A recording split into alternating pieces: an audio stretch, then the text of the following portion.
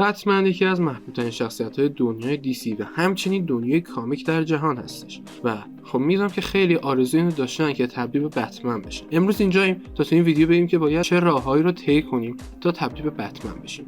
در واقع قراره نقشه طی کردن راهمون با بتمن شدن رو بگیم. پس اگه از این نوع ویدیو خوشتون میاد حتما اینو لایک کنید و کانال من هم سابسکرایب کنید و به ما بقیه ویدیوهای کانال هم سر بزنید. ممنون میشم که با کامنت گذاشتن از من حمایت کنید. دیگه هیچ حرفی باقی نمیمونه. بدون هیچ معطلی دیگه‌ای میریم سراغ ویدیو. Let's go.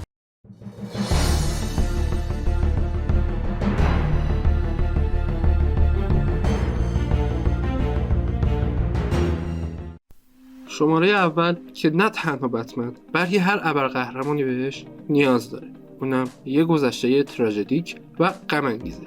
اسپایدرمن عموی خودش رو از دست میده، سوپرمن سیاره و والدین خانواده خودش رو از دست میده.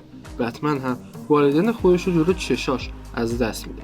میدونید درست این اتفاق گذشته دارک و همچنین خیلی تراژدیک و غم انگیز هستن، ولی خب میشه یه تکونی به شخص بده، در واقع یه جور مویشن برای طرف حساب میاد تا بتونه تبدیل به قهرمان بشه، یه انگیزه برای تبدیل شدن به بتمن که خب هر کسی نیاز داره که گذشته بدی داشته باشه تا بتونه یه قهرمان بشه و از خودش دفاع کنه.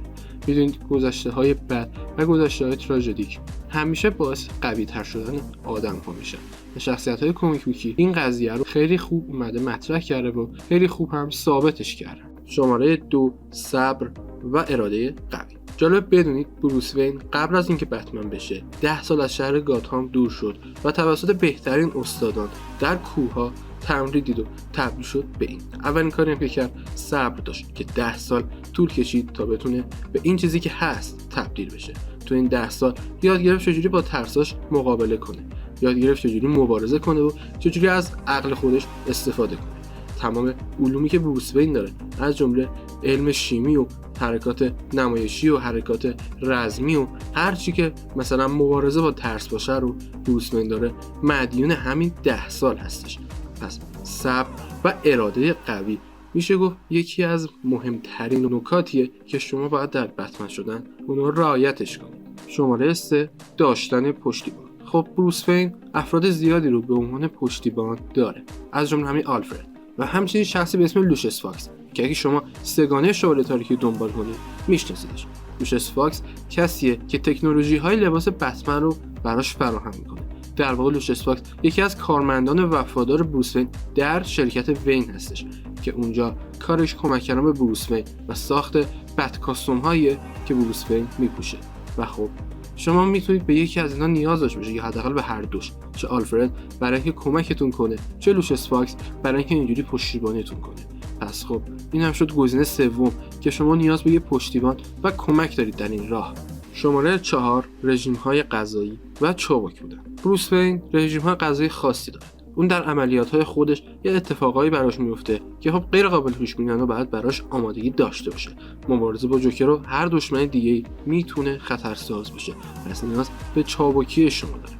بروس وین غذاهای سنگین نمیخوره و رژیم خاص خودشو داره و خب ورزش‌های سنگین هم زیاد میکنه. اگه فیلم بتمن سوپرمن دیده باشید میبینید که بتمن قبل از مبارزه با سوپرمن آمادگی‌هایی داشت. برای مثال داشت تمرین‌های سنگین و ورزش‌های بسیار سنگین رو می‌زد که خب هر آدم معمولی نمیتونه اون رو بزنه. پس یکی دیگه از راه‌های بتمن شدن که شماره 4 باشه یه رژیم غذایی مناسب و چابک موندن و همچنین انجام تمرین‌ها و ورزش‌های سنگین هستش. شماره 5 وفاداری به عدالت. بتمن همیشه به عدالت وفادار بوده و هیچ وقت پیش نیامده که کسی رو بکشه، مگه که خب کمیک‌های کلاسیک باشه که تو قدیما هر قهرمانی میزد میکشه. ولی خب بعدها بروس وین با کشتن مخالف شد و خب به نظرم کار اشتباهی نیست. درسته بعضی وقتا این قانون باعث میشه سری اشتباهات پیش بیاد، برای مثال همین قانون باعث شده که چندین نفر قربانی بشن، ولی خب یه سری دلایلی هست که خب هیچ قهرمانی نباید بکشه. هر جا هست هیچ کدوم از قهرمان‌ها، نه تنها بتمن، حتی بعد سوپرمن و همچنین اسپایدرمن هم دشمنان خودشون رو نمیکشن. پس یکی دیگه از راه‌های بتمن شدن اینه که به عدالت وفادار بمونید.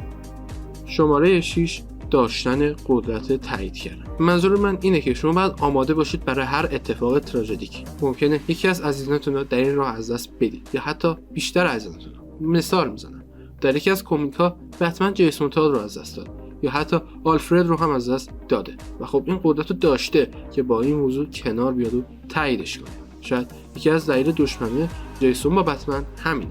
پس بهتره شما هم هر اتفاقی که افتاد در این راه بتونید باهاش کنار بیاید و هیچ وقت تسلیم نشید و قدرتتون رو از دست ندید. شماره 7 مقابله با ترس. خب میدونید اینو بعد بخشی از شماره اول نیست. تو اون تحصیلی که بروس وین نبود موفق شد که با ترسش مبارزه کنه و خب یکی از ویژگی‌هایی که بتمن کاریزماتیک میکنه اینه که با ترسش میجنگه و خب از هیچی نمیترسه. پس بهتره شما هم همین کارو کنید و بتونید سعی کنید با ترس‌های خودتون مقابله کنید و از هیچی نترسید. اگه میخواید بتمنی کاریزماتیک باشید این گزینه میشه یکی از بهترین و مهمترین گزینه‌های نقشه بتمن بودن هستش. شماره 8 و مهمترین شماره پول هستش. بروس وین پولداره، یه میلیاردره و خب باعث شد که راحت تبدیل به بتمن بشه.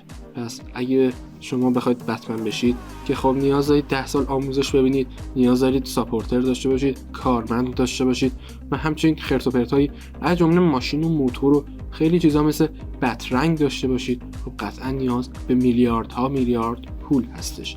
پس اگه پول آنچنانی نداشته باشید بتمن شدن ممکن هست ولی خب خیلی سخت، مگر اینکه مثل بتمن های کلاسیک لباس پارچه‌ای داشته باشید و خب خطر خیلی زیاده. میدونید پول بخش مهمی از بتمن شدن هستش. پس یکی دیگه از مهمترین و حساس ترینش پوله و خب این آخرین شماره بود. و خب اینم از ویدیوی امروز ما. خیلی ممنون که با من همراه بودید. امروز فهمیدیم که چطوری تبدیل به بتمن بشیم. اگه این ویدیو خوشتون اومد حتما ویدیو رو لایک کنید و کانال من هم سابسکرایب کنید. و زنگوله کنارش هم بزنید. اگه صدام امروز گرفته بود بخاطر اینکه سرما خوردم. پس دیگه هیچ حرفی نمیمونه. راستی میتونید اینستاگرام دیسی فنپدیا هم فالو کنید که لینکشو تو دیسکریپشن میذارم. پس دیگه حرفی باقی نمیمونه. تا ویدیو بعدی خدا یارو نگهدارتون.